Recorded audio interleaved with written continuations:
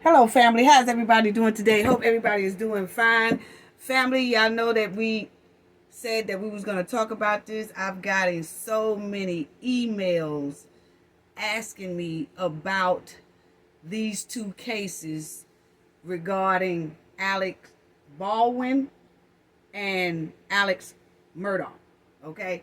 And both of these stories and these cases are very deep, and it has a lot of little twists and turns. It's just like riding a roller coaster, family. So we're going to get deep into that today, and I'm going to give everybody the meat and the potatoes of each case. We're going to talk about it, family, and it might be some things in both of these cases that a lot of people didn't know, and it might be some things in there that people already knew. But I really want to talk about it, family. Let's get to it. Please hit the like and subscribe, family, because I really did a lot of research on both of these cases, and I want to bring out a lot of points that will make people say, wow, wow, because I did, you know. So both of these cases will have you on the edge of your feet, basically. They will have you on the edge of your feet and seat, because it's a lot of twists and turns going on here. So let's start talking about it, family. First of all, I want to start with Alex Alec Baldwin, and then we will go into Alex Murdaugh. And so first of all, let's go into Alec Baldwin. He was shooting a film down there in New Mexico, family. Please hit the like and subscribe. Please, family. Just take the time right quick. I'm going to pause a minute. Please hit the like. It's greatly, greatly appreciated. Thank you all for your support. It's so appreciated. Just hit the like for me, please. It's worth it. Okay, so Alec, he was shooting a movie in New Mexico, family, and he had a movie crew down there, and they all was, getting ready for this movie called Russ. It's a Western movie, and this was in October 2021. Now, during this film production and them filming this movie, a lady named Helena Hutchins lost her life on that movie set while they were shooting the movie with a gun that was used that was propped on the movie set. Okay, so this young lady here, Helena, lost her life filming this movie. Okay, now Alex is the producer, and this tragic incident happened on the set. Now the director was also wounded. Now she was wounded and passed away. And then the director of this film was also wounded, and he stayed in the hospital, they say, a day, and then he was released. Okay? Now Alex, he pleaded not guilty because they was trying to say that he pulled the trigger that ended her. Okay? And he said he didn't. So, let's go to that, family. So this was the movie set that they were shooting over there in New Mexico. Movie called Russ. Now the gun discharged and the bullet struck Miss Hutchins in the chest and the director in the shoulder. Okay? Now, Hutchins was 42 years old, and she passed away. That director that got hit in the shoulder, he was 48 years old, and he was released from the hospital the next day. Okay? Now, the gun that they said was used is described as a .45 long Glock revolver. Okay? A Colt revolver. Now, the prosecutors now are trying to downgrade Alex Baldwin's trial thing, his charges. Because at first, family, they was charging him with the manslaughter thing, okay? And so now they're trying to downgrade it because the law wasn't in effect at the time that this happened. And I'm going to explain to y'all all of that right there, okay? So let's go to, it's a lot of people on the set that now that they want to sue Alec. So it got like 3 crew members are now trying to sue over what happened on that movie set. And they're saying that they got PTSD from this whole situation, okay? Now, he also been hit with new lawsuits that the members that was on the crew, you know, all the workers and all the people that was in the crew, they say like 3 of them are suffering blast injuries, okay? Meaning that they're saying, oh, well, a fragment kind of hit me in the foot and I haven't been walking right, or, you know, maybe my hearing can't hear too well. I get ringing in my ear or something like that. So they say 3 more people are coming out trying to sue Alec Baldwin, okay? Now, check this out, because family, I said this was a trip right here, okay? Because they are saying that her husband, you know, like after she passed away on the set, family, her husband filed a lawsuit or whatever. Then they say he come back, her husband saying, well, you know, we settled it out of court and they gonna let me be one of the executive producers of this movie, Russ. So he's okay now. He didn't continue on with the lawsuit because I guess that was part of the lawsuit, that he can get on the set and be an executive producer. And I'm like, huh? So think about that, family. It's like if you sue somebody for wrongful passing of your loved one, and then the people come to you and say, well, hey, I let you be an executive producer on our set. Would you like that? And then you say, well, yeah, I like to be the executive producer and I want to be on the set and I want to help run the set, because they're going to still do this movie, Russ, family. So they are going to continue making this movie. They're just trying to let a lot of this stuff here die down. So when they start back filming this movie, then the husband of Helena, who passed, will now be sitting in the executive producer seat, helping film the movie Russ. Okay. Then he said that they're going to do a documentary about Helena's life and all the contributes that she put into the movie world and what all she's been doing. So that was kind of strange to me. But first, before we talk about that, family, let's check out the news clip that they are saying about this whole incident and how it went down. So check this out, family, because I really wanted to, I was like, I'm really not understanding this, but let's see. Check this out, family. It was an accident that seemed unfaithful, almost impossible. How did live ammunition make its way into a prop gun on a movie set? 15 months after the tragedy, that question is still unanswered. Even its prosecutors say Alec Baldwin will face felony charges and up to 6.5 years in prison. The announcement from prosecutors was a bombshell. They'll charge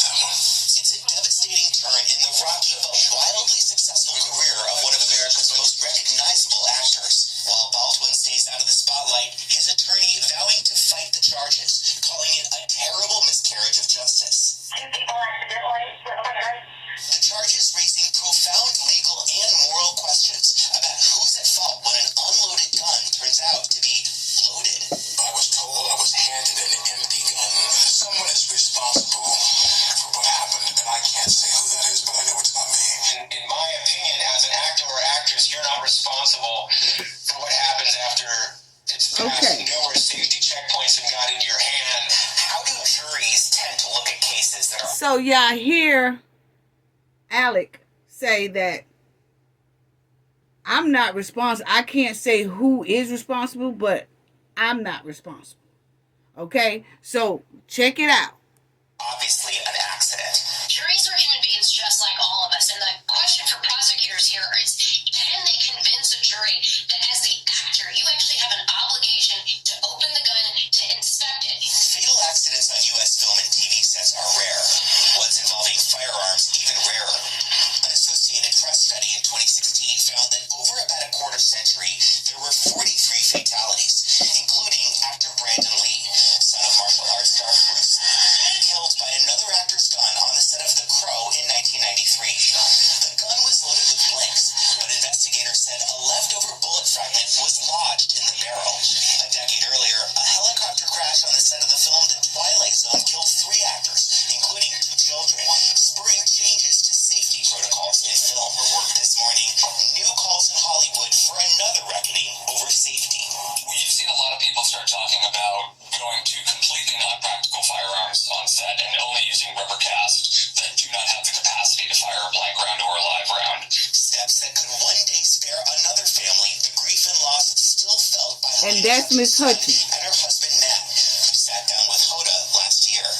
In the end, And that's her husband. Check out what he say. justice won't bring Helena back, but maybe the memory of her can help keep people safe. Now listen what they say, family. Like this from ever happening again. And Josh, Production company says it is still on track. A film company lawyer told NBC that Baldwin will continue in the lead role. And the film's director, Joel Souza, he was also shot and survived. That was the director that got and as part of a wrongful hit in the death, shoulder. Helena Hutchins' husband, Matt, he has joined the production as an executive producer. You hear him say that her husband, him, has now joined the set as an executive producer. So that was part of his lawsuit, it looks like. Like, he's okay with everything now. It seems like that's what it's given. That now that Alec Baldwin and the director and everybody made him a deal to be one of the executive producers of this new movie, Russ, that's coming out, this Western movie, okay? So I kind of find that a little strange, family. I'm sorry. I really do. I feel that's kind of strange for him to just up, and it seems like taking her spot in the movie world, and now he's going to put himself inside the movie scene and inside the movie world and start producing movies and working closely with Alex and the producer and being an executive producer now. And then he's saying that after this movie is made and they finish making this movie, Russ, that then he's going to do a documentary on his wife. So now he's finna start gaining money off of the passing of his wife. So that right there was kind of strange to me, family. I'm sorry. It really is. And I don't know what y'all think about it, family, but it's really strange to me. It really is. Because you see right here, family, it says in this article that her husband, right here, Helena Hutchins, according to the Russ Movie Productions, a documentary on Hudson's life, including her work on Russ, spearheaded by director. Okay, so they're going to do that documentary on her after this movie or whatever is finished. And you'll see right here of the production, Helena Hutchins' husband, Matthew Hutchins, who will serve as an executive producer on both titles, meaning on both movies that's coming out. So when Russ come out, he's going to be up there as the executive producer. And then when her documentary come out, he's going to also be up there as the executive producer. Okay, so I'm wondering what's really going on there, because it's giving me okay, Alex said he didn't have anything to do with it, but my question is, not trying to be funny or whatever, what about the husband? Because it's quite strange that now all of a sudden he's getting these executive producer positions, and he wasn't all that before she passed. He wasn't really in no music world before she passed. He was involved with like a law firm, not anything pertaining the movie industry. But now all of a sudden, that was a deal that he gotten through the lawsuit of her passing. And it's like, I don't know if he brought up the deal or did they bring up the deal. But regardless, he snatched the deal, and now he wants to be in the movie spotlight since his wife has passed. So I was wondering, okay, was the husband on set when they were shooting this movie here, when they was filming this movie? Was he on the set, and then something happened to where a real bullet got in there instead of, you know, the fake ones? What's really going on? You know? What's really going on? Because it sounds real weird to me. And then you see that they're saying that they are going to continue to film this movie, and they're going to bring back some of the old crew, and they're going to bring in some new crews. Okay? That's what they claim. Okay? So, and you see down there, say a documentary of the life and work of Hutchins will be put out pretty soon. And it says, with the full support of the production and Hutchins' widower. Okay, so the widower is all on board with this. So I was just wondering, family, that's all I'm saying. That's all I'm saying. And you'll see that Alex, this is the update, that his charges is now getting ready to be downgraded.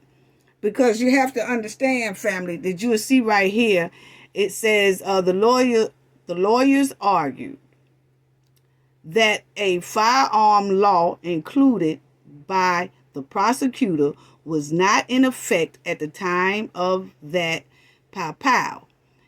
It would have carried a mandatory 5-year sentence. Okay, so what they're saying here now, family, this is the update.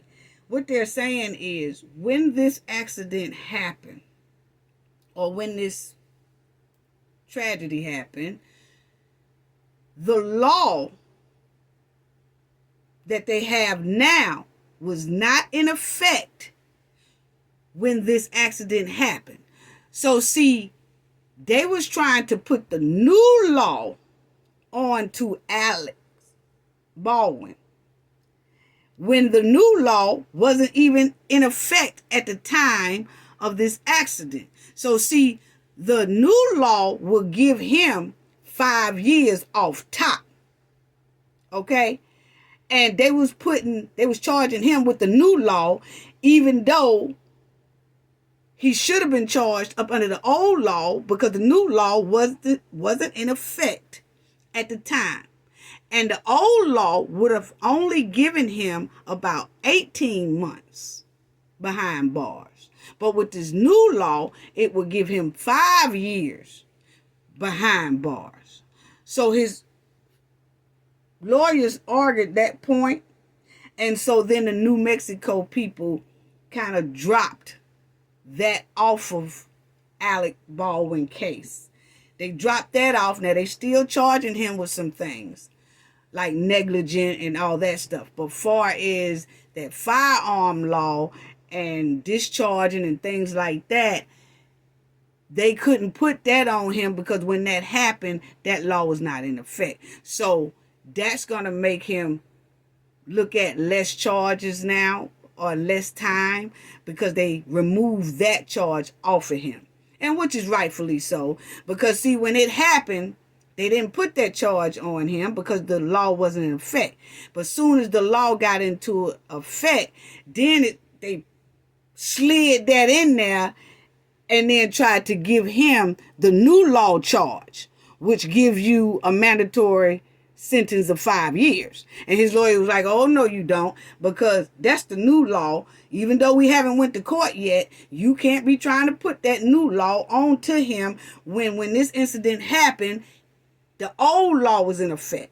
So I hope y'all got what I'm saying on that right there, okay? So that's the update. He won't be really charged to where he has to do the 5 years, not up under that law. You know, so how much time they give him for the negligence and all that stuff, we don't know. But you see right here, it says that Russ Movie Production reaches settlement with Helena Hutchinson's estate, which is her husband, okay? Matthew Hutchins. And in January, meaning they probably already done started now, but in January, they supposed to start back filming this movie, The Russ, and you see Matthew Hutchins, which is her husband, now is to be the executive producer. So I don't know. I don't know if I'm saying family did he have something to do with it? What's going on? Was he on that movie set? Who do he know on that movie set?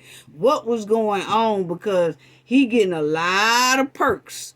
Because I couldn't see myself saying, oh yeah, just let me be an executive producer of this movie, and then we could settle a lawsuit like that, and then you give me a couple of dollars or you give me some money or whatever. But I do want to be inside the movie industry. So actually the husband is now taking her spot because she's gone. It's just weird. It's just weird to me. It's just weird to me, family. It's just weird. So, like it says here, Helena Hutchins, a part of the peace, a part of the agreement, her husband Matthew will executive produce Russ and will return to production in January 2023 with the original cast. So now he's all a part of the movie his wife was a part of. Do y'all see anything strange with that, or is it me, family? I'm just saying. Okay? I'm just saying. Seems pretty strange to me. Okay? So you will see right here. I don't know if you can, family. Let me blow it up a little bit. Let me see. Can I blow this up a little bit? You will see right here. This is what the husband said. We have reached a settlement subject to court approval for our wrongful death case against the producer Russ, including Alec Baldwin and the Russ Movie Productions, okay? And he says, as part of the settlement, our case will be dismissed. So he dismissed the case. This is what Matthew Hutchins said Wednesday morning. So he dismissed the case because he's now able to be the executive producer of this new movie, Russ, that his wife was a part of and was going to star in. And now he is running the show, okay? And the wife is gone. Then he going to make a documentary of his wife. Okay, then. Okay? So that's all I wanted to show y'all there is that it says that he will now be the executive producer. We'll resume with all the original principal players on board in January 2023, so which they already most likely have started back shooting this movie. And Hutchins added of the most confidential agreement. So the agreement is confidential, meaning he don't want nobody to see what the settlement really said. But hey, you ain't got to show us nothing because we already see that you got a deal basically taking your wife's spot. That's how it looked like to me. That's what it's giving, family. I'm sorry. You know?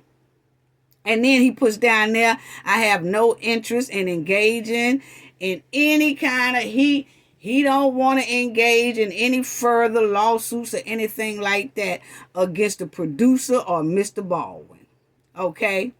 All of us believe Hannah's death was terrible. Okay? So that's the husband, family. That's the husband. Helena and her husband, Matthew, had been married for 16 years. So,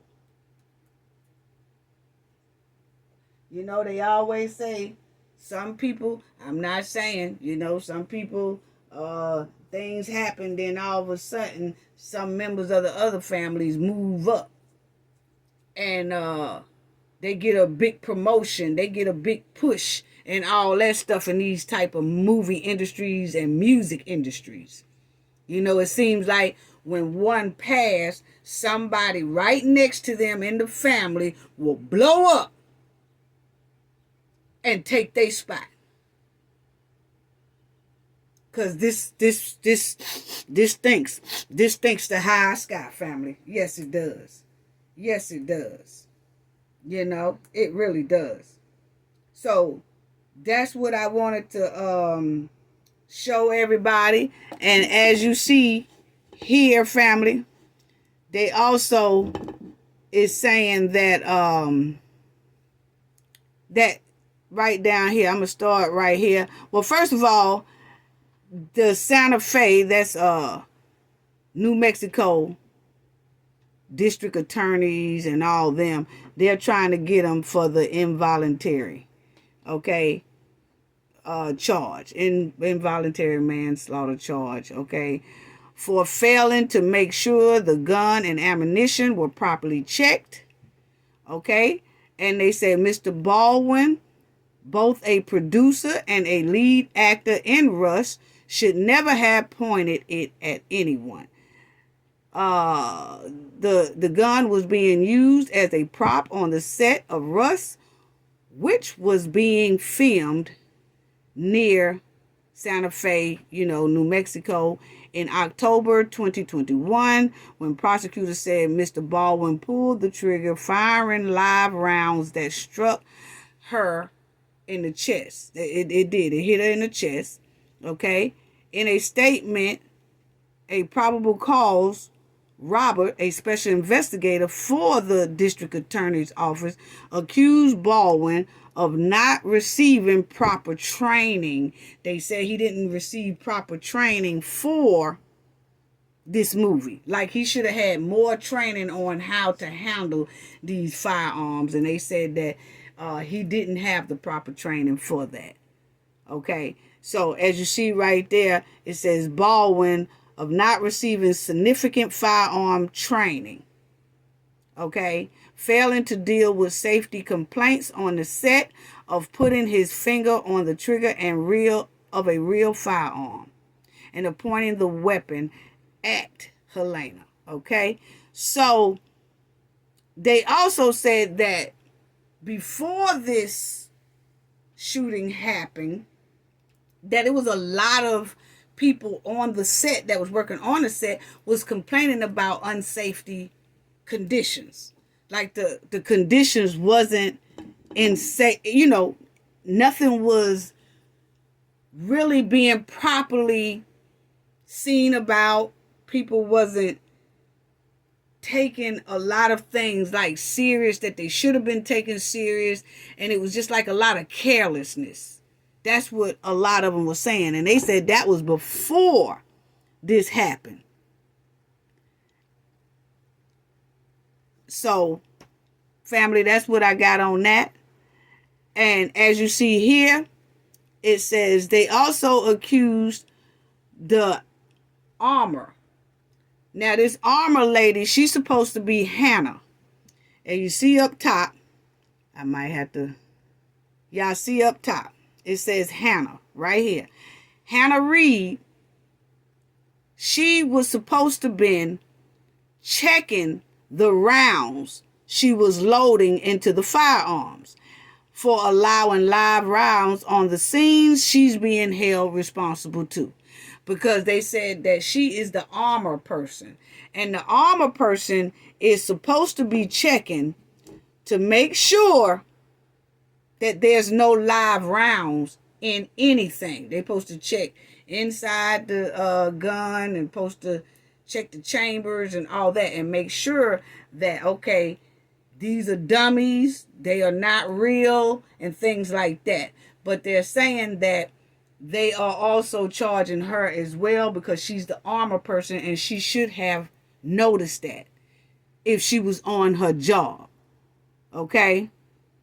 So they accuse her of failing to stay with the firearm and said she did not have enough experience or training to be an armor on a film the size of Russ. Okay, so the statement after the announcement charged that they will be charging her as well, the armor chick, for not properly checking the firearms and everything like that. So it's just a big thing. It's a big thing. And Alec Baldwin is still going through this whole situation. And they did finally charge him. But like I said, it looked like he might just do about 18 months, if that. And they might just make those 18 months like a probation time. Like he'll be on probation. But they did say that this was a whole miscarriage of justice. It was a terrible miscarriage of justice, you know. And it says Baldwin had no reason to believe there was live bullets in the gun or anywhere on the movie set. He replied on the professionals with whom he worked. So he said he really did not know that there was no live rounds inside of that gun. And he like he said, he don't know who put it in there, how it got in there, what happened, or what's going on. So it's just a big mess to me, family. He don't know what went wrong. And you see here, it says, hours before the shooting, about 6 members of the camera crew walked off the set over working conditions, according to an affidavit, including complaints about long work days and delayed paychecks, according to the people involved in the production. So, and it was a lot of them saying that it was unsafe conditions, said that the conditions they was filming in was also unsafe. So you have a lot of people coming out talking about that as well too. So it's just a lot. And it says, I don't know if y'all can see that, family, but also it said right here that there were at least 2 accidental gun discharge on the set on October 16th, days before the fatal shooting, according to 3 former members of the film's crew. So they said that it was at least 2 accidental gun discharge before, a couple of days before this lady here got hit with a real bullet. You know? So they had warning a couple of days before she passed. The crew was saying, wait a minute now, we having an accidental, these guns are going off accidental, or we having an accidental shooting, or somebody pulling the trigger accidental. We having a lot of accidental stuff, and the conditions of us filming is not safe, and our paychecks are late, and we working long hours. It was like, really, it sounds like really a lot of things wasn't even together and on point or professional like it should have been. You know? I mean, that's sad. So I just wanted to give y'all that update on that, family. And, you know,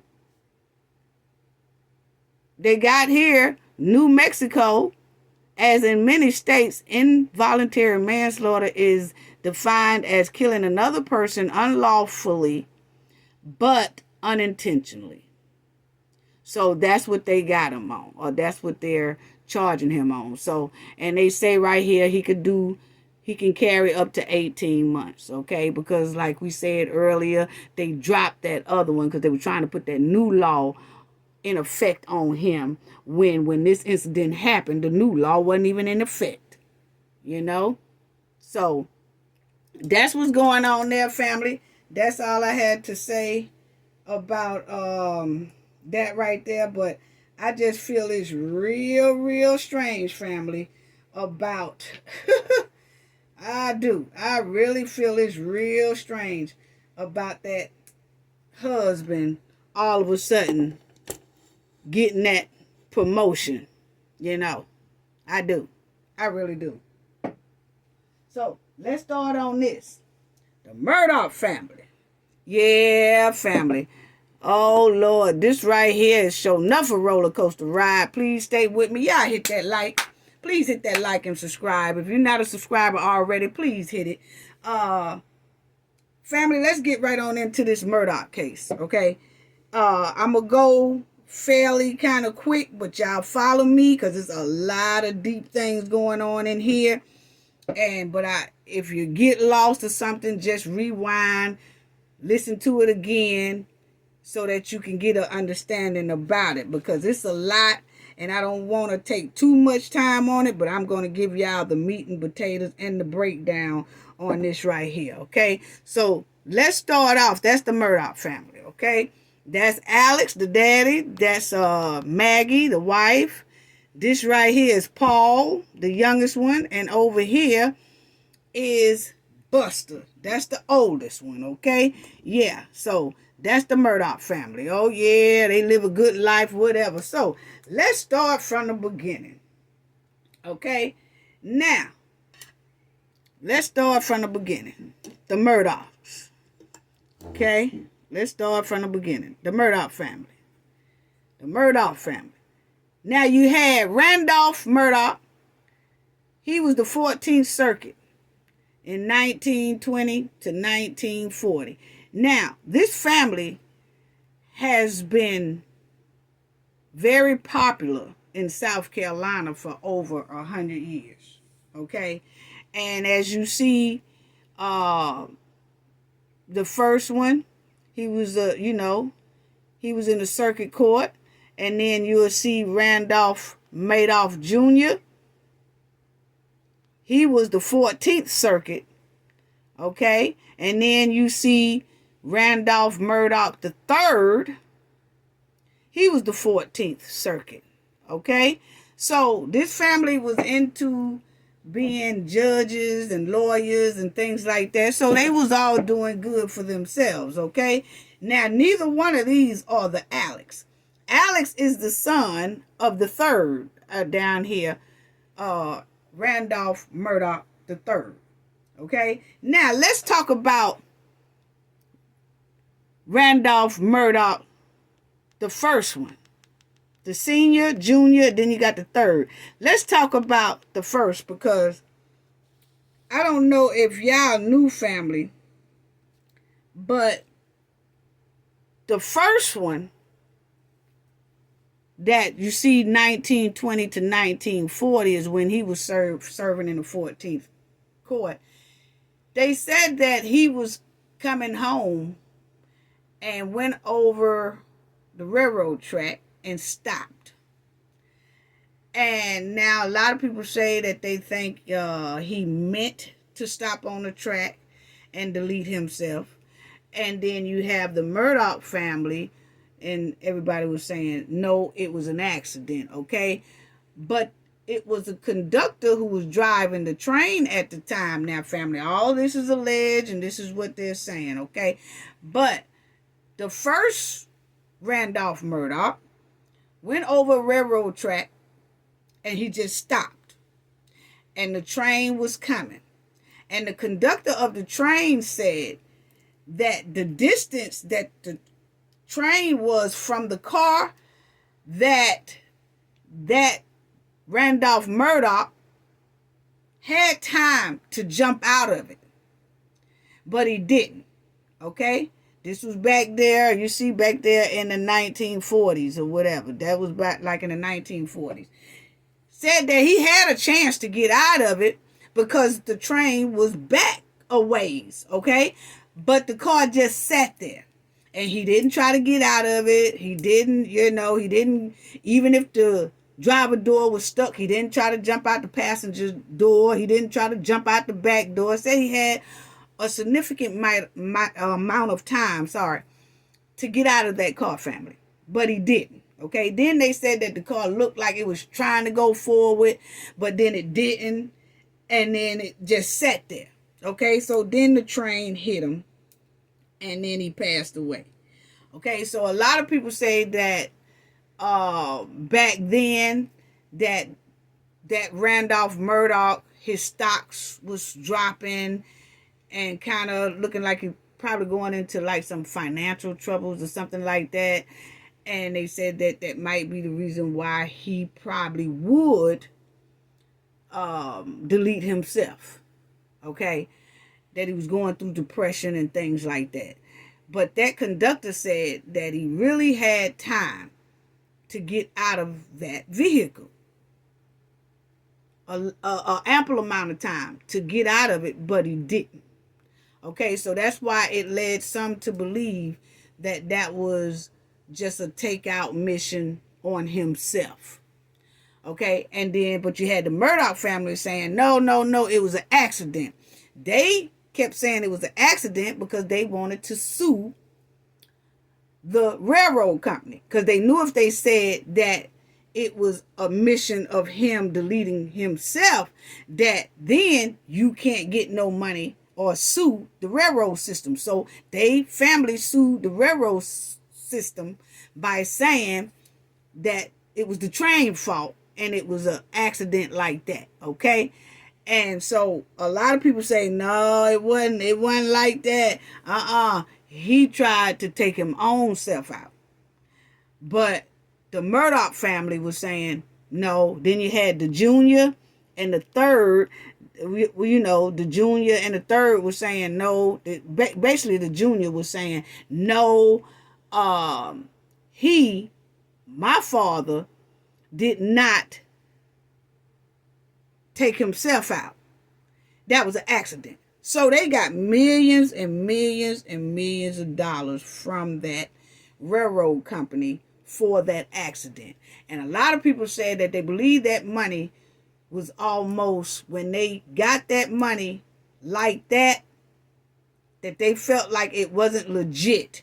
They felt like instead of them coming out and saying that, oh, he, took himself out, they put it on the railroad company to get millions and millions and millions out of it. And they said when they got the millions and millions from that train company, it seems like the Murdaugh was then just with a curse falling behind them all the way from that point on. Now, this is what they say, family. I'm just giving y'all, this is alleged, but I'm just telling y'all what to say, okay? So that's that on that, okay? So now, this is the law firm that the Murdaughs had. And, they was into the judges and lawyers and things like that. So let's go into that, because the Murdaugh family ran a big law firm, and they was inside of the courts, the jurisdiction system and all that stuff. They was in all that in that little small town of South Carolina, round about Hampton, South Carolina, a little town called Hampton.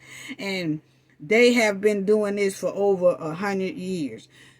But their biggest boost came from the millions and millions that they got from that railroad company. And they said it seems like ever since then, everything was going downhill.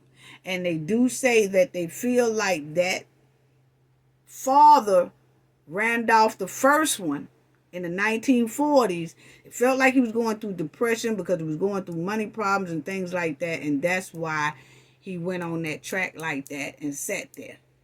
Okay? So, let's talk about this. Now, being a Murdaugh, it came with power, money, high respect, and a lot of people feared them. Now, the Murdaugh built this empire for generations, But it seems like it was something always going wrong within this family, okay? Like Alex, the husband who is now been convicted for deleting his son and his wife. Okay, but they said that it seems like this whole empire been going downhill ever since basically Alex and his sons got their hands on it. Okay, basically. So it's been multiple deaths that's surrounding them, connecting this family to multiple deaths, the Murdaughs. Okay, so let's get into that. Okay, because now Alex, the father, he made a good living. This one right here, he married his college sweetheart. She was his college sweetheart, and then they got married, and then they had these two boys. This is Paul. This is Buster. Okay? Now, y'all stay with me, family. Hit that like button. Anyway, Alex made a good living for his family, okay, because he took over the law firm or whatever, and then, you know, the law firm was growing or whatever. But you have to, everybody have to remember that a lot of what Alex inherited was already there. He just inherited, like those two private islands and all that mess, okay? He inherited a lot of it, him and his brothers and sisters, okay? But it seemed like he had the bulk of it, okay? Now, he worked real hard for a lot of the things they got. It was passed down and inherited to him.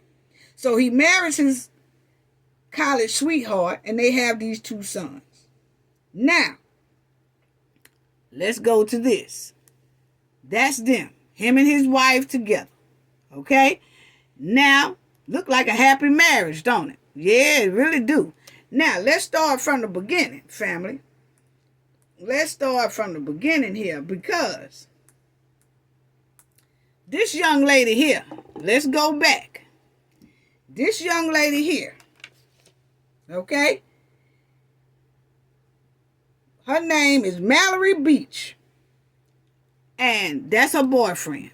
Okay, so they went on a boat trip with Paul. That's the youngest Murdaugh. Okay, that I just showed y'all.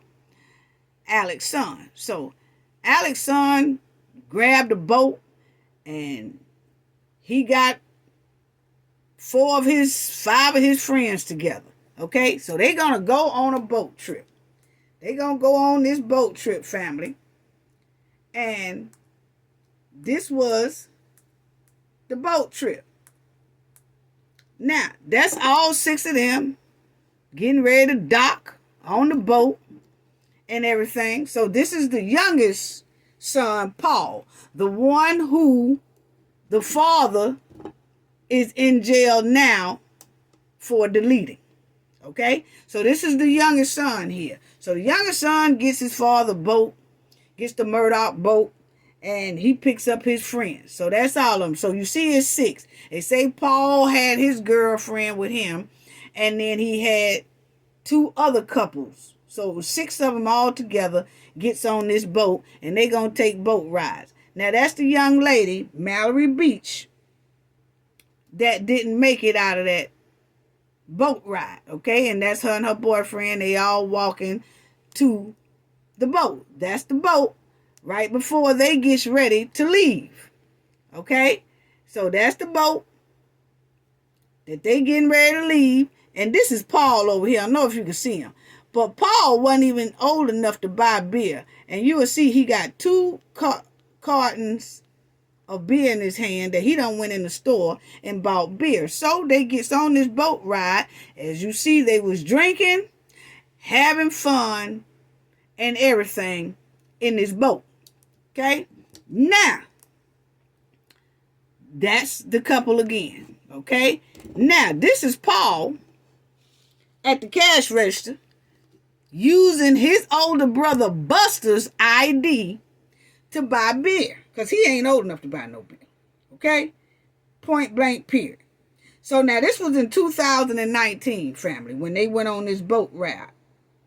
Now, his son Paul was involved in a boat crash that deleted a young lady named Mallory Beach. Okay? Now they say that Paul Murdaugh crashed his boat into a bridge. And he was 19. And he had his 5 other friends with him. And they was on that boat. They was underage. They was drinking and all that stuff, okay? And like I said, he used his older brother Buster ID to buy that beer at the gas station. And this is the gas station pics. Then you'll see right there, documents. Boat passengers feared Murdaugh family influence. Oh, what are we talking about there, family? What are we talking about there? What we're talking about there is when they went on that boat in the water, and they say Paul was driving, and he hit one of those barges on the bridge. And that's when they realized that the Mallory girl was missing. Mallory Beach was missing. They couldn't find her. She was the only one that was missing off the boat. And now everybody's in a panic, okay? Because everybody's been drinking, most likely underage. Well, we know that Paul was underage and everything like that. They say that Paul was acting erratic. They said he was speeding on the boat. Said he was driving real fast and trying to spin donuts on the boat. This is why they was riding on the boat in the water. Say he was trying to do donuts and all that stuff. He was just out of control. That's what those witnesses that was on the boat said, okay? And you see here, check that out, family. You see here, it says, why are you not up front with officers? So this is at the hospital after the boat crash, and the witnesses, some of them had to go to the hospital to get treated and everything like that. And they say that one of the witnesses said, well, I was told for one by Alec Murdaugh. That's the father.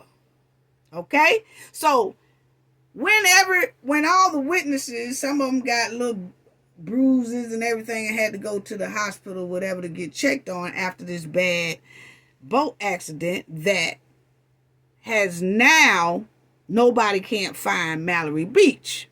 Okay? And so while they're out there looking for her in the water, the other witnesses that was on the boat went to the emergency room or hospital, whatever, to get treated because they was injured a little bit too, okay? And they say that Alec Murdaugh came into that hospital and he said that I don't need to tell anyone who was driving. So Alex, the father, done went to room to room to room to everybody who was on that boat and told them, y'all don't need to tell who was driving that boat now. And a lot of people feared the Murdaugh. So they was kind of scared and feared the father. Okay, Paul's father. Okay? And so you see it says down there, and when were you told that? And one of the witnesses said, at the hospital. Did you speak to Mr. Murdaugh? And then one of the witnesses said, yes, sir. Okay? So the witnesses were saying that Alec Murdaugh, the father, was going around intimidating them, saying, y'all better not tell who was driving that boat. I don't know who y'all gonna put it on, but you better not put it on Paul, which is his son. Okay? Then it says, one of the witnesses also said this, family. They said,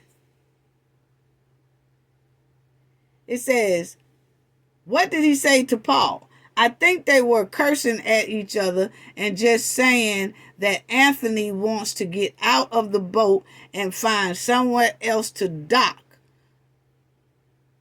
and then they get back on the boat in the morning. Okay, so what they're saying here, family, the witnesses are saying that because Paul Murdaugh, the youngest son, was so out of control. Now, remind y'all, this youngest son we talking about, who was acting a fool on this boat, is the same one that his father, Alex, deleted, is in jail for deleting, okay? Now, they say that when Paul was acting a fool on this boat, that they was telling Paul, the other kids and stuff on the boat was saying, hey man, pull this thing over, let's get off, you too drunk to drive, we don't want you driving, man, you driving reckless on this water, let pull it over and we'll come back and get this boat in the morning, but let's all get out, we want to get out this boat, okay? That's what they said that the boy Anthony was telling Paul. Okay, and then it says, Paul and I got into an argument because I didn't take his side. That's the girlfriend. Now, the girlfriend said why Anthony and Paul was arguing about, hey man, Anthony telling Paul, pull this damn thing over because you driving too reckless. And when Paul's girlfriend sided with the other guy, Anthony, like, you know what, he is right, please pull it over, you've been drinking too much, you won't let somebody, because one of the other guys said they knew how to drive a boat and they was trying to take over the wheel, and Paul would get mad and grab, this my boat, and he would go back and jerk the wheel and then do some more crazy stuff. Okay, so family, that's where it says here, where were you on the boat during this period of time? And then the girlfriend said, in front of the driver on the left-hand side of the cooler. And then it says, who was next to you? And she said, the Mallory girl.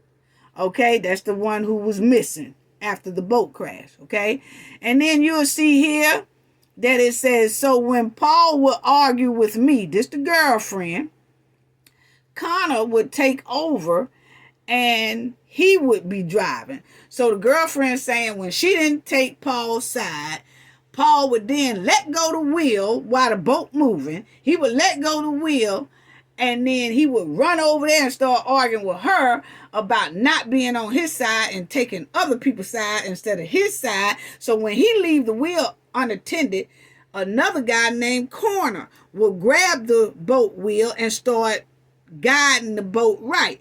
And then after that, Paul will see that somebody else is driving the boat right. Then he come over and snatch the wheel from him. And then he start driving reckless. Just a big old mess, family. That's all I can say. Just a big old mess going on that boat. And then it crashed into that bridge. And it had to throw the Mallory girl off of it. And she wasn't seen no more. Okay? So you'll see it says, the girl was saying whenever they was done arguing, he would go back and take over the wheel again. Okay? From Connor. It just didn't make no sense, family. So that's the young lady who was missing and her boyfriend. That's her again, family. Rest in peace, young lady. You know, it's just sad that this happened, but I'm taking y'all back to this, so y'all have to understand her name was Mallory Beach, okay, and she was missing after they hit that barge in that bridge, on that bridge, okay, and it was just a big mess, okay, and that's when Paul's father, Alex, was going to those hospital rooms telling those witnesses, y'all better not tell who was driving that boat. Y'all don't know who was driving it. I don't know who y'all gonna say was driving it, but you better not say Paul. And a lot of people in that little town of South Carolina was very, very nervous and scared of the Murdaughs. Okay? So now, you will see about 2 months later, they finally arrested Paul Murdaugh. That's the youngest Murdaugh son. Okay, they finally arrest him and he pleads not guilty for, the death of Mallory. Okay? So it took 2 months for them to even arrest this young Murdaugh boy, because they so powerful, they so strong, they know a lot of police, they know a lot of judges, they kind of run that city, they kind of run that little town over there for 100 years. Okay, so they finally arrest him. That's his little mug shot right there, family. That's his little mug shot and everything like that. So they finally catches him, and that's him. And I just feel like he's just a big old menace. He always got something going on. So that was his thing on there. He pleaded not guilty in this case of the young lady losing her life in the boat accident. Some witnesses on the boat said Paul was driving it just reckless as I don't know what, okay? And that's sad. Now, 2 months after the boat crash, that's when he got arrested, and then he was charged with causing the death of Mallory, and he had 3 felony counts. Okay, that was the drinking underage and all that kind of stuff like that, okay? It was boating under the influence of alcohol or drugs, either or, and causing the death of this young lady, okay? Now, Paul was arrested. He didn't spend not one day in jail, family. He was bonded out on a $50,000 bond, okay? Now, 2 years after the boating incident, family, check it out. 2 years after the boating incident, it still was no trial set for Paul. So you got 2 years later, it still wasn't no trial, okay? Then the trial was getting ready to come up. Then they finally set something where, okay, he gonna have to go to court, because see, it's been 2 years now, and they knowing that people looking at this like, okay, is it not a trial coming up because it's the Murdaughs, and don't nobody want to do nothing to them? They too good to be touched. They untouchable. So then they finally set a court date. Okay? Now, when they set the court date was finna be like a couple of weeks after he was found, Paul right here, him and his mama was found deleted on their property. We're going to talk about that, okay? So 2 years after this boating incident, June 7, 2021, after the boat incident, now Paul and his mother is found deleted by the father, Alec Murdaugh. Okay? Now, Alec Murdaugh said he found his son and his wife deleted by the dog kennels, okay? And the wife was 52 years old, and Paul at this time now was 22 years old. Okay? So they both was found deleted on their property, okay? What a mess. What a mess. Now, when it took about a year and Mallory Beach family, the one who passed away in the boating accident, when it took over a year, the family went on and filed a suit against the entire Murdaugh family. All of them. The mother, the oldest brother, the father, all of them, because it was their boat and it was their son. The son is at the time was underage, so they sued the parents and the family. Okay, so you will see the Murdaugh family sued in federal court over fatal crash, that boat crash. Okay, now then you will see man charged in boat crash that where the young lady passed away, 19 years old.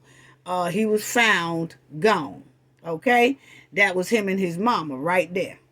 They was found deleted. Yeah, they were. Okay. Now they say that the mother, she was hit with an automatic rifle. That's what they say.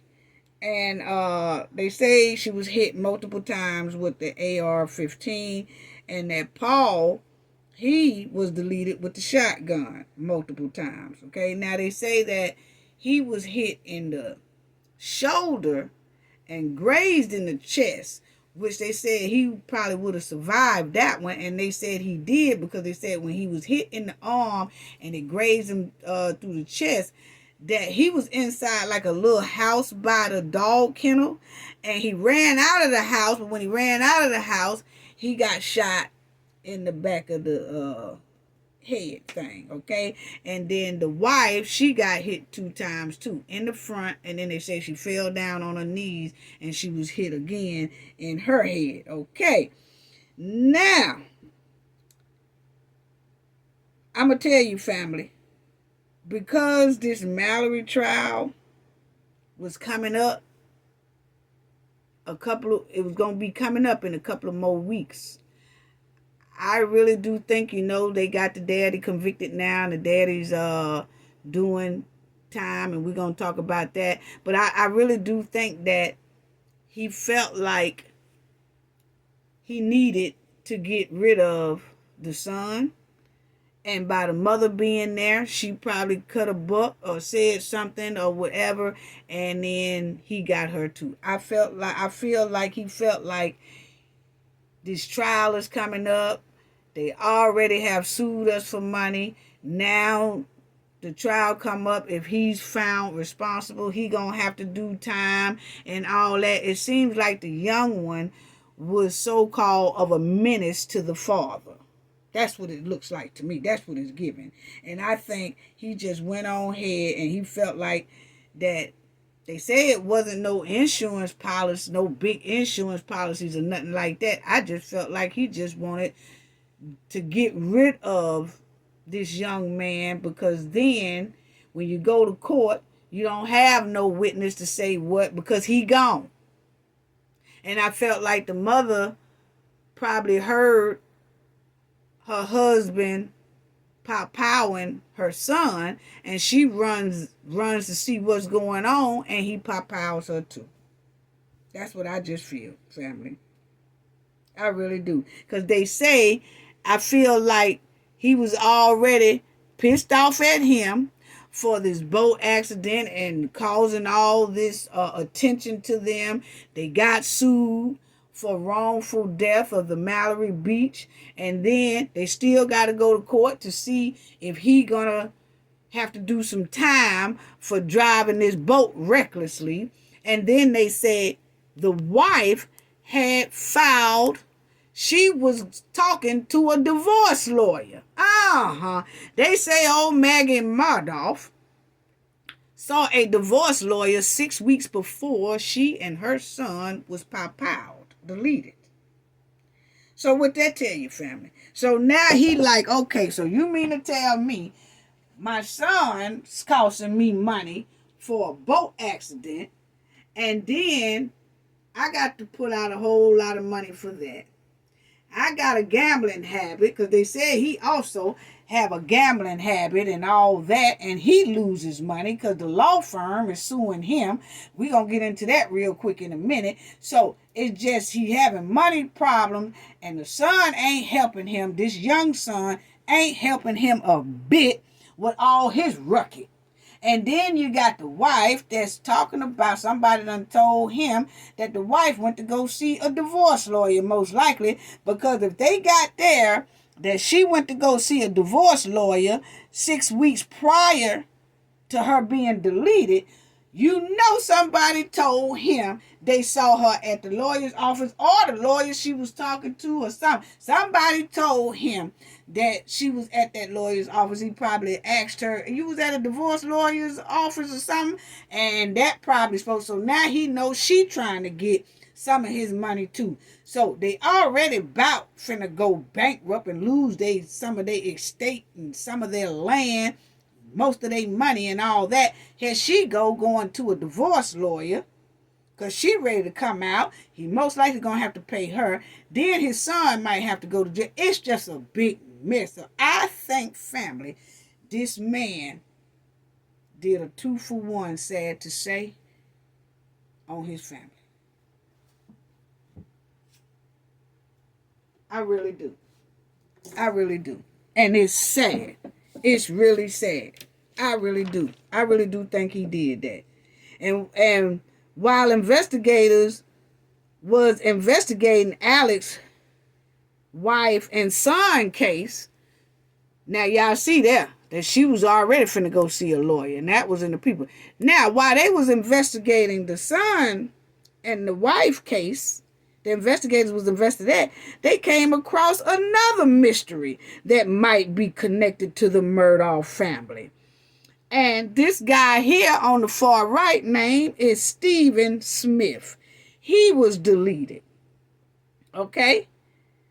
And he was deleted round about, they saying like 2008, 18 or something like that. Around 2018, this was before the boating accident that this man here, they claim, was found deleted on the side of a road, and he was an openly gay young man. And they try now connect his death with Buster. That's the oldest one. Okay? Now they say this young man here, that's his mother holding up the picture. She's asking for justice. That was his car that was found on the side of the road. This was like about 2018. So like I said, family, it's a lot of little deaths connected, and which keeps coming up with these Murdaugh family. Okay? If it ain't the son, it's the other son. If it ain't the baby son, it's the older son, or it's the daddy. Somebody, you know. And that was his car that was abandoned. This was like 2018, say that his car was found on the side of the road, and he was found in the middle of the road, gone. Okay? And they say he was 19 years old. He was in college to become a nurse. And they said he had blunt force trauma to the head. And they said it was a hit and run, but it's a lot of people that's questioning that. They said that was questionable at that time, and they said since the investigators have been investigating Alec's wife and son's deletion, there is a little evidence that has been coming out about now this young man's death that happened in 2018 might be connected to those Murdaugh boys, and it might be connected to Buster, the oldest one. Come on now. Because they said that the Murdaugh boy's name keep coming up in this Stephen Smith situation. And you see right there, it says, Murdaugh slaying prompts SLED to look into 2015. It was 2015, family, my bad. Death of Stephen Smith. So in 2015, he passed away. And they're saying now that his demise might be connected to the Murdaugh family. And it might be connected through the oldest son, Buster Murdaugh. So it's a lot going on. So y'all see it right there. And that's him right there, family. That's the Stephen Smith. And he has a twin sister. And she even said that it's just been going around for years that the Murdaugh boys was behind her brother's death, or either know a lot about her brother's death. See, that's his twin sister right there. So that's what's been going around, but they keep saying that the Murdaughs are so untouchable and things like that. Don't know if Buster was involved with this or not, but they are really trying to connect the oldest Murdaugh son, because he's the only one out here now. The father is in prison now, going to prison, and the mother and the youngest is deleted, passed away. So it's only him left. And like I said, they had this on a news thing the other day saying that they are connecting the oldest Murdaugh boy, Buster, to this young man's here demise. So they say they investigating and they doing more investigating on that. So it's like it's a roller coaster that never ends, family. That never ends, okay? And then you see after he deleted his wife, Alex, after he deleted his wife, he gonna then say that he has a drug habit and he's going to drug rehab and he's addicted to opioids and that he takes about 20 to 50 opioids a day. And Alex was also accused of stealing the money from the law firm. The law firm has put out a lawsuit against him. You know, the people that's working inside his law firm say he was mishandling money, mishandling their money, mishandling their paycheck. So they all got together and they suing him too. So it's just a big mess. And he was asked to resign from the law firm. And then that's when he set up this tie story here recently in 2022.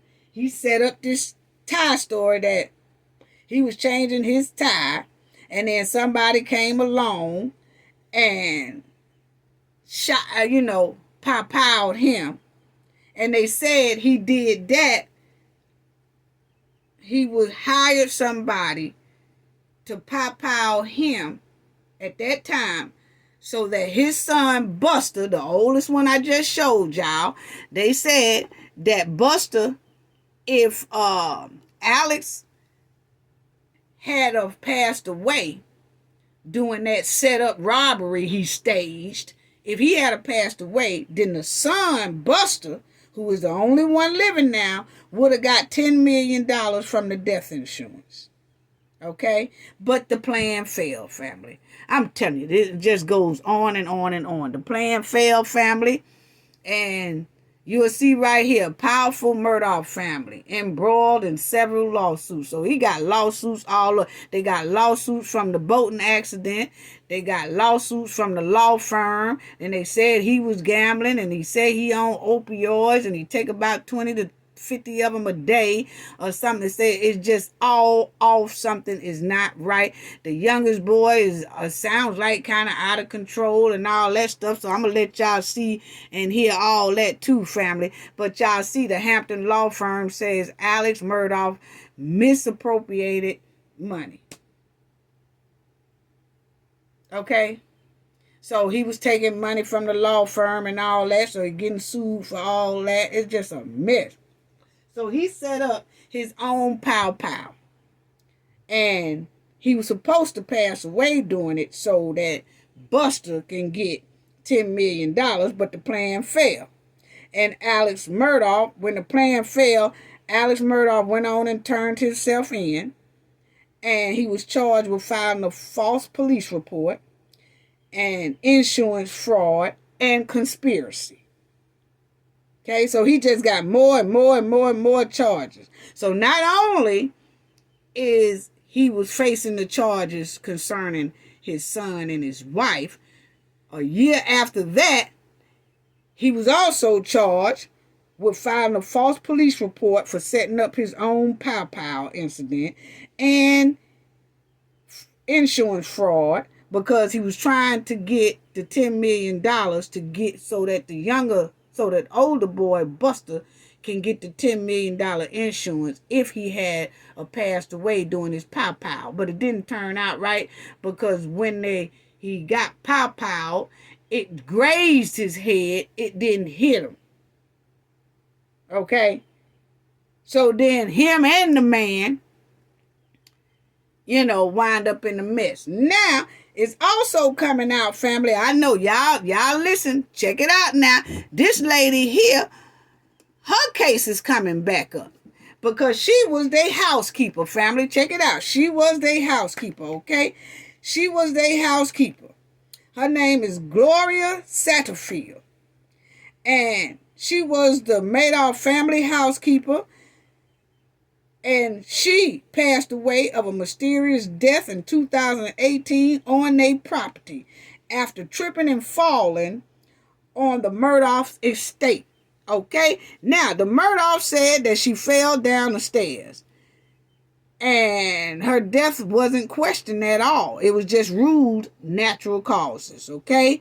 No autopsy was performed. None of that. Okay? So Alex told her son, the father, okay, the main Alex Murdaugh, he went to this lady here, sons, and said, y'all file a wrongful death lawsuit against me. If y'all file a wrongful death suit against me, y'all will get some insurance money, which will be millions. And then y'all get that check. But I'm going to send y'all to a lawyer that I know who will help y'all do that, so y'all can get insurance check for y'all mother, and y'all will have millions for your mother's passing. Now, this is what Alex was telling her sons, because this lady here, she was Alex's housekeeper and the Murdaugh family housekeeper, okay? So the boy said, okay, well, give us the number to the lawyer. He gave them the number to a lawyer that's close to him. And that lawyer handled the case, and this lady here, sons, was awarded $4.3 million. But guess what, family? The check didn't go to the boys. The check went to Alex Murdaugh and his family. So Alex Murdaugh took their $4.3 million that they filed, that her kids filed for wrongful death suit. He told them to file it, but he used his best friend as a lawyer. And so when his best friend filed it and got the money, him and his friend lawyer, they cut the money, and Murdaugh, they got $4.3 million, and they never told the sons that money came in. So they juiced them folks out their money. I'm telling you, boy, it's a lot of deaths surrounding them. Check out all these deaths we talking about, family. Yeah. So anyway, family, then you got here, while investigators was investigating that, then they come across this, okay? Now, in 2021, the housekeeper family sued Alex for that $4.3 million that he stole from them. So there you go. You got another lawsuit that is pending on him for the $4.3 million that they stole from this lady here, kids. So, look at all these deaths that's surrounding them, family. Just look at it. It's a lot. It's a lot. And this lady name here was Gloria Statterfield. And she was their housekeeper. Passed away in 2018 on their property. They said that she did a slip and fall and passed, and they just ruled it a natural cause. I feel like something more going on with that. And that's why he told them to go ahead on. He went to her boys and said, go ahead on and file a wrongful death lawsuit against me. And then see, my insurance will pay y'all a lot of money. And it turned out that insurance did pay $4.3 million, but they didn't give it to this lady here, boys. She had some sons. They didn't give it to them. They kept it. Alex kept it. Sure did. It went into the Murdaugh family pocket. So it's just sad. It's just sad. Now, this lady here, she was a witness. She is the caregiver. She was the caregiver to the Murdaugh elderly, to Alex Murdaugh mother and father. She was the housekeeper. The caregiver. And she said during this trial, that's her on the stand, she said that when the wife and the son got pow-powed by Alex, that he told her that same night he came to his mother's house where she was and told her, hey, look here, I was over here at this time and this time. you better tell the people I was here. That's what you better do. You better tell the people I was here at this certain amount of time. And he told her, see, she worked between 8 a.m. and 8 p.m. He told her that to tell anybody who asks that he was with her between this time and this time for about 30 to 40 minutes. So he was setting up alibis right after he pow-powed his wife and his son. And then she said she was so nervous that she called her brother and told her brother what Alex said. She said she was so shaken and nervous because he meant what he said. You better tell these people that I was here for 30 to 40 minutes between this time and this time. So it's just sad. And she said she's been working for this family for years, you know. And you could tell she was struggling on that stand because she was trying to be honest, but have strength and have courage doing this whole testimony. This is a big old mess. This is a big old mess. You know, so he had his stuff in order, trying to set it up. He was trying to set it up, you know. So let me show you. This is the judge. I'm going to let y'all hear. So I'm going to let y'all, you know, that's the judge, and that's the judge who sentenced him. But let me let y'all see his whole demeanor the night that he got pulled over. Not pulled over, but the night that they came to the incident, it was something terrible. He was sitting in that police car, and this is how he was acting, family. He would cry, then stop. Cry, then stop. See, his whole posture was off to me. This is when the detectives and all them first came to the scene of his wife, and his demeanor was just all off. So check this out. Check this out, family.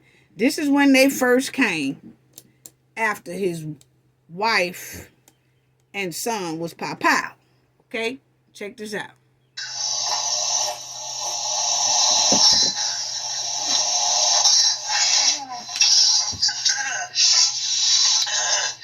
I ran over to Maggie. Actually, I think I tried to turn Paul over first.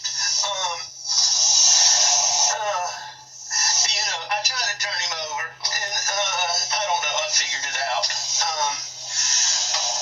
His cell phone popped out of his pocket. I started to try to do something with it, thinking maybe, but then I... Okay, now family, he said, I tried to turn Paul over, and his phone dropped out of his pocket, and I was trying to figure out what to do with it.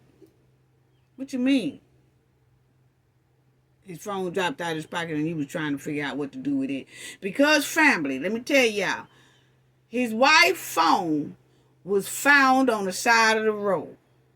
And when they tracked his phone and found out where all his phone went, where all he went that night, it shows him slowing down in the area.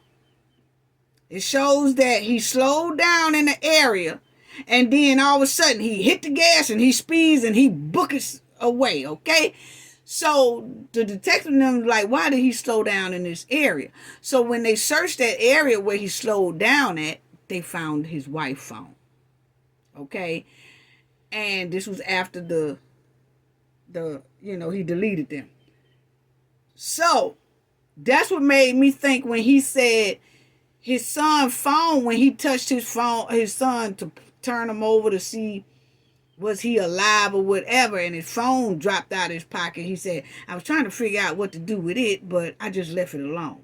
So that lets me know that he was thinking about taking the son's phone too and throwing it away. But check it out. But he did. Listen. Put it back down really quickly. He said put it back down real quickly. And I could see.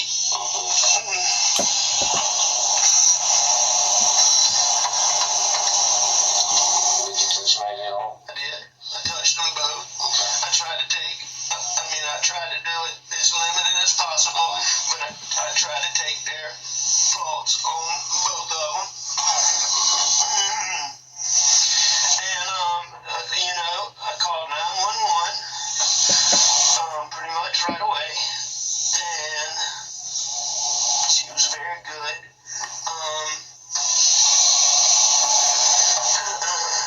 Now, he said he called 911 and she was, she was very nice. She was very good. Who say all that? I mean, this is still the night of all that stuff going on.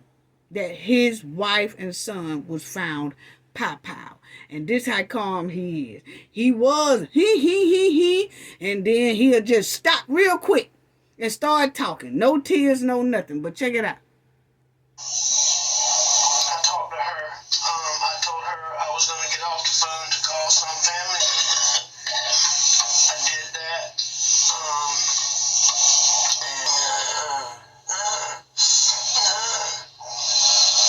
What all was around Paul when he walked up? Blood.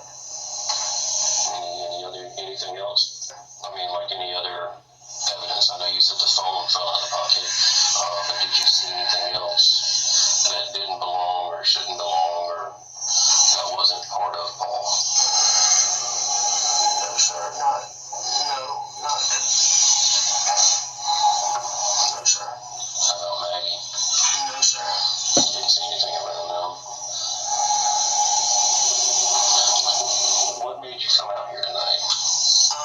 I went to, my mom's a late stage Alzheimer's patient. My dad's in the hospital.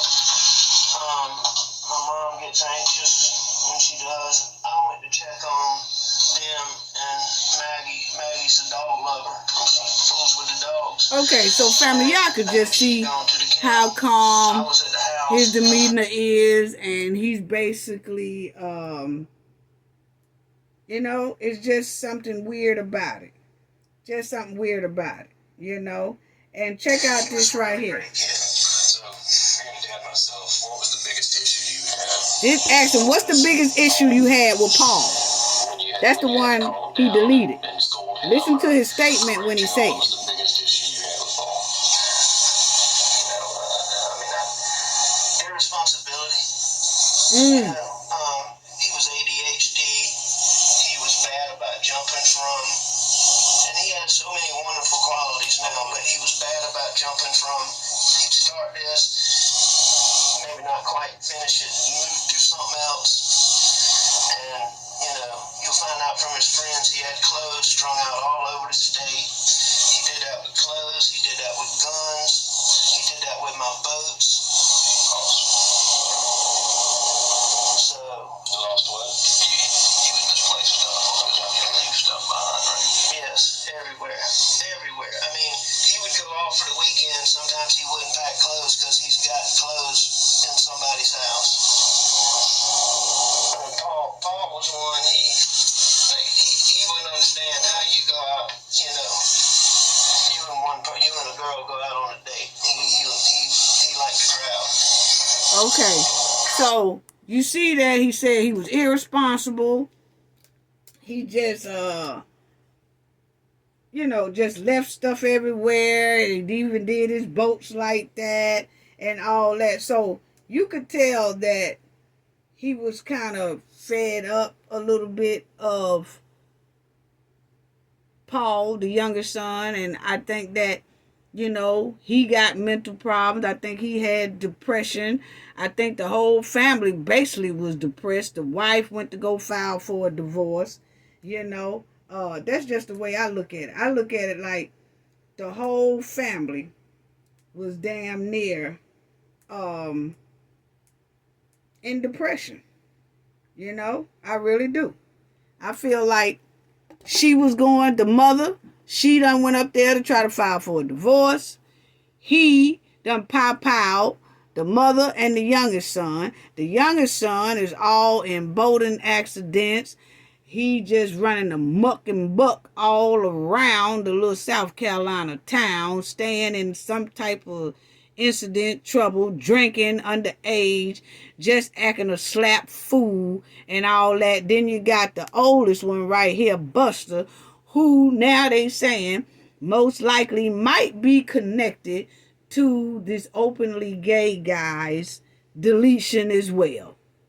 So I think everybody had some depression going on in this family.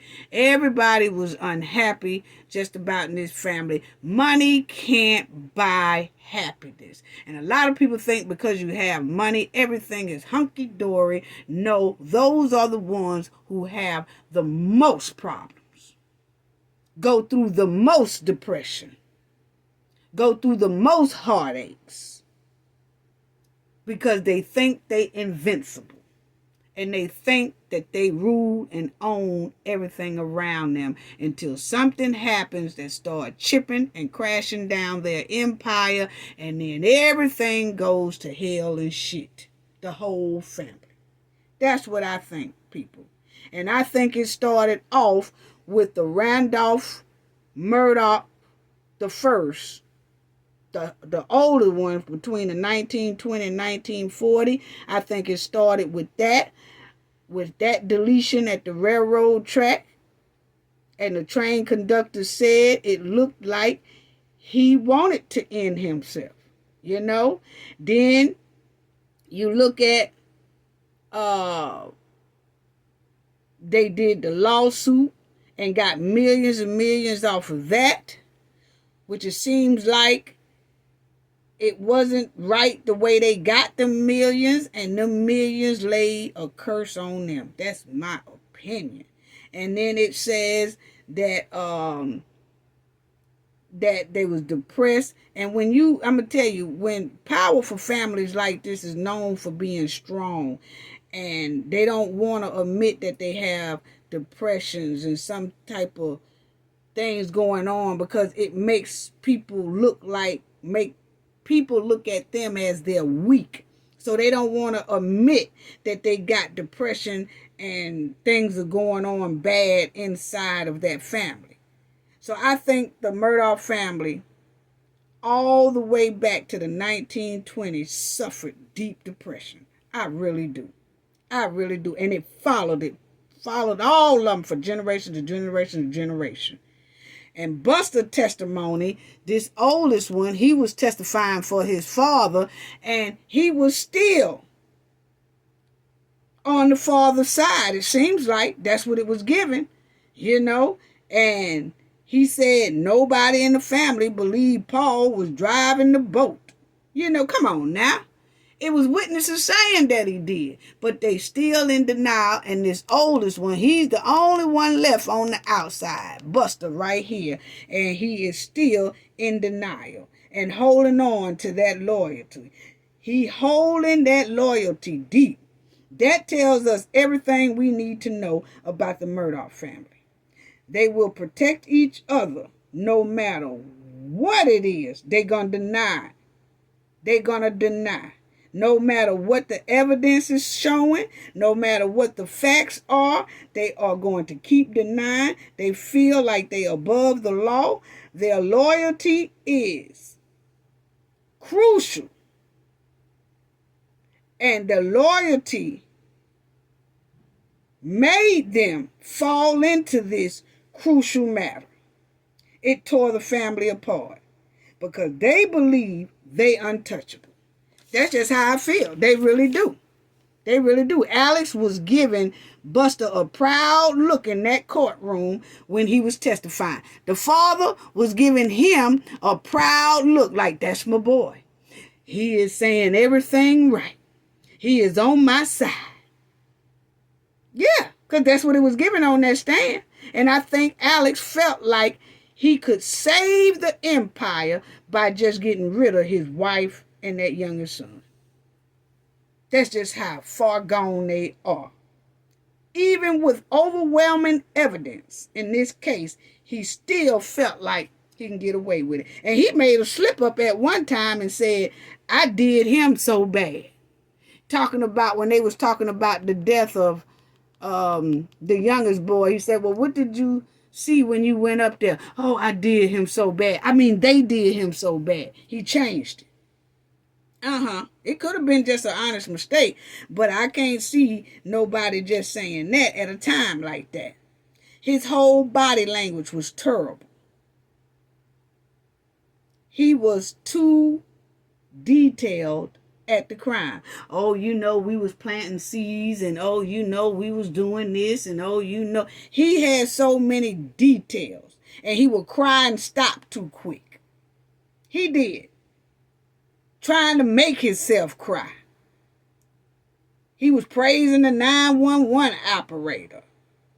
It was just certain things just wasn't right. And he never mentioned, like, hey, man, is anybody out trying to find any footprints on my property?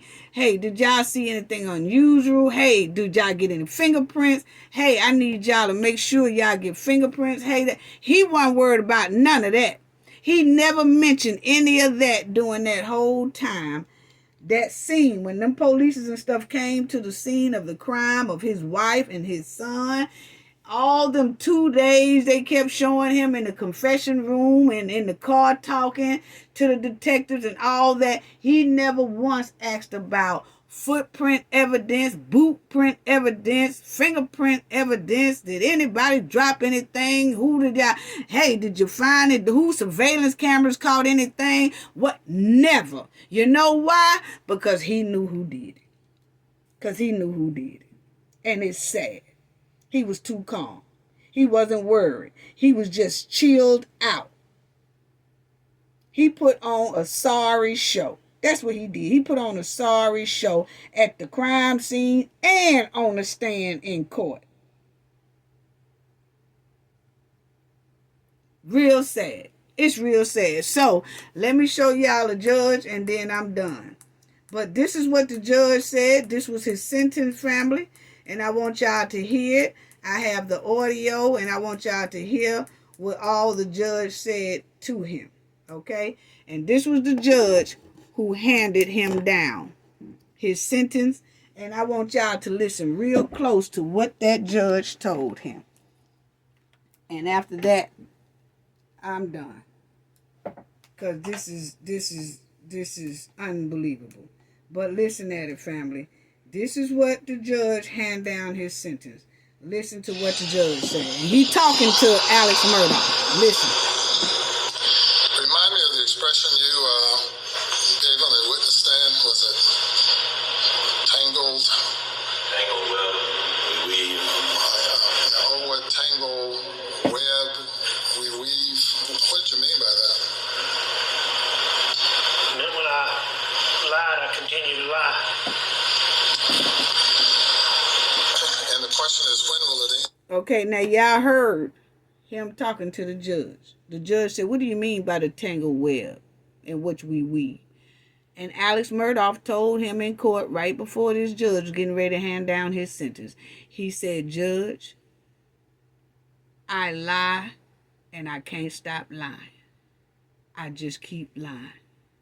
He cannot tell the truth about anything, and he admitted that. Listen. When will it end? And it's ended already for the jury because they've concluded that you continue to lie and lie throughout your testimony.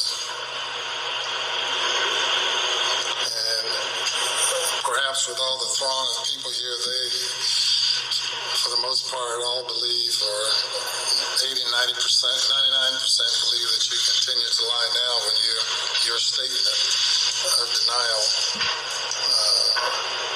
to the court. Perhaps you believe that it does not matter, that there's nothing that can mitigate a sentence given the crimes that were committed. A notice of alibi was filed in this case by counsel in November, and we conducted a hearing, pretrial hearing, in which you claimed to have been someplace else at the time the crime was committed. Then, after all of the witnesses placed you at the scene of the crime, at the last minute, or last minutes or days, you you switch courses and admitted to being there. And then that necessitated more lies and continued to lie. And I said, where will it end? It's already ended for many who have heard you and concluded that it'll never end. But within your own soul, you have to deal with that. And I know you have to see Paul and Maggie during the night times when you're attempting to go to sleep. I'm sure they come and visit you. I'm sure. All day and every night. I'm sure. And they will continue to do so. And reflect on the last time they looked you in the eyes, as you looked the jury in the eyes.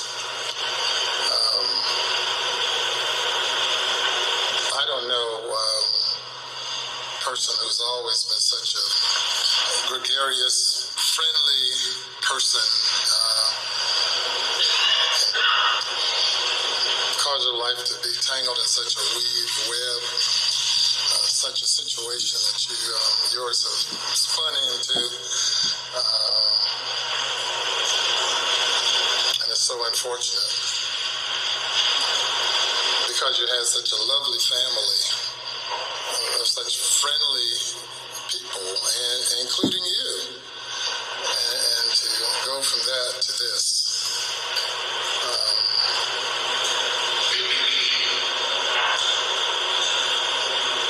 Your license to practice law has been stripped away from you.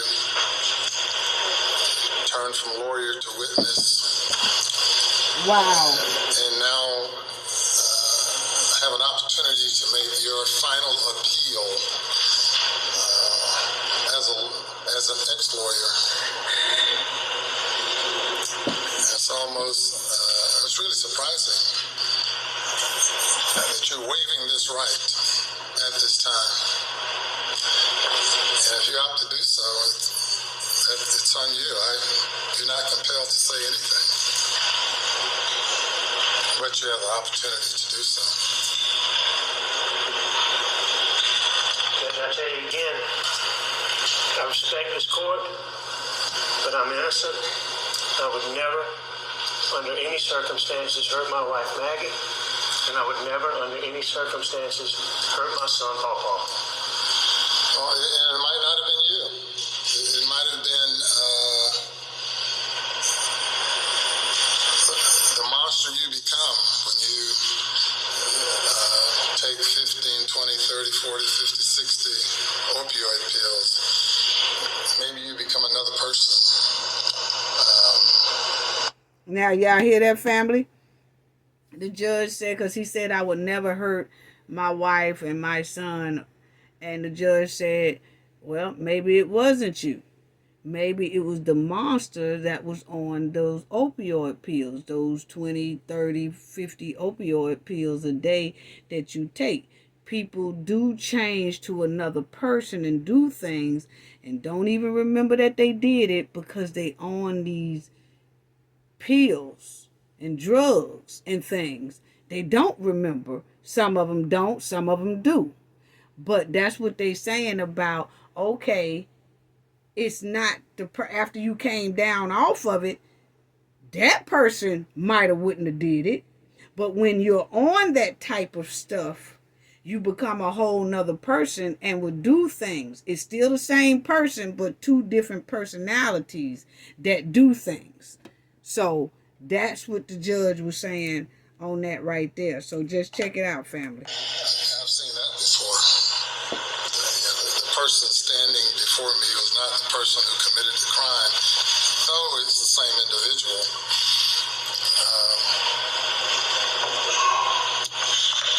We'll leave that at that. I really can't imagine. But I know it had to have been quite a bit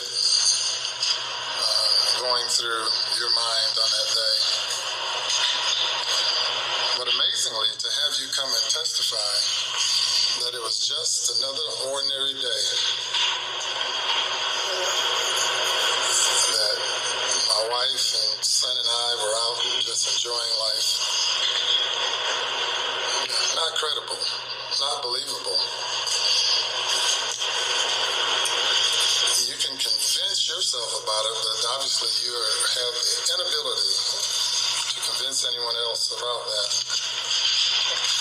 So, if you made any such arguments as a lawyer, you would lose every case. And like that, cases you will never have an opportunity to argue anymore, except perhaps your own as you sit in the Department of Corrections.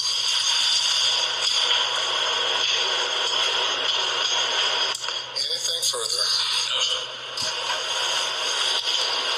Mr. Murdaugh, I sentence you to the State Department of Corrections on each of the murder indictments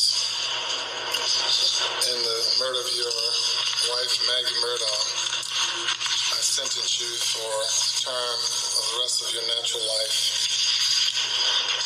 For the murder of Paul Murdaugh, whom you probably love so much, I sentence you to prison for murdering him for the rest of your natural life. Those sentences will run consecutive. Under the statute involving possession of a weapon during a violent crime, there is no sentence where a life sentence is imposed on other indictments. Okay, well, that was it for his natural life on both of them. This whole situation is despicable and horrible. That's all I got to say about that, family. That was the breakdown of the Alec Murdaugh case and the Alec Baldwin case. Gain knowledge to prevent blockage. We all know what that means. The more you know, the harder it is for anybody to block you out from your goals and success. Bye-bye.